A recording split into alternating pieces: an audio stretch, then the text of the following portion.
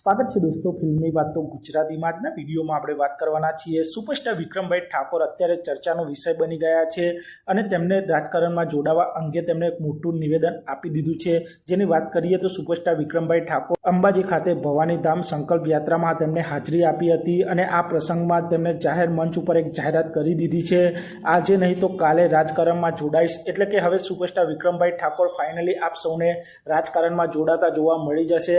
અને આ સવાલો તેમને વારંવાર ઘણા બધા કોન્ફરન્સમાં પૂછવામાં આવ્યા હતા અને આ વખતે સુપરસ્ટાર વિક્રમભાઈ ઠાકોરે જાહેરમાં એલાન કરી દીધું છે કે તેઓ રાજકારણમાં જોડાશે તો ખરા જ અને 2027માં તેઓ કોઈ પણ પાર્ટીમાં જોડાઈ શકે છે। અને જોવાનું એ રહેશે કે સુપરસ્ટાર વિક્રમભાઈ ઠાકોર રાજકારણમાં કઈ પાર્ટી સાથે જોડાય છે કે પછી પોતાની એક અલગ પાર્ટી બનાવી છે તે જોવાનું રહેશે।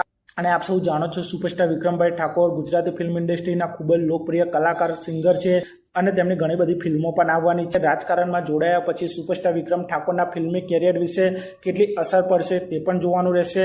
અને આપણે સૌ અત્યાર સુધી જોતા જ આવીએ છીએ, કોઈ પણ કલાકાર કોઈ પણ ઇન્ડસ્ટ્રીનો હોય અને રાજકારણમાં જોડાય તે નવાઈની વાત નથી। ગુજરાતી ફિલ્મ ઇન્ડસ્ટ્રીના ઘણા બધા કલાકારો રાજનીતિમાં જોડાયા છે। એમાં અભિનય સમ્રાટ Upendra Trivedi ji, Arvind Trivedi ji, multi millennium megastar Naresh Kanodia ji, Mahesh Kanodia ji અને હવે હિતુ કનોડિયાજી પણ રાજકારણમાં એક્ટિવ છે। આમ આ બધા લેજેન્ડરી સુપરસ્ટારો પણ રાજનીતિમાં કામ કરી ચૂક્યા છે અને હવે વિક્રમભાઈ ઠાકોર પણ રાજકારણમાં જોડાઈ રહ્યા છે।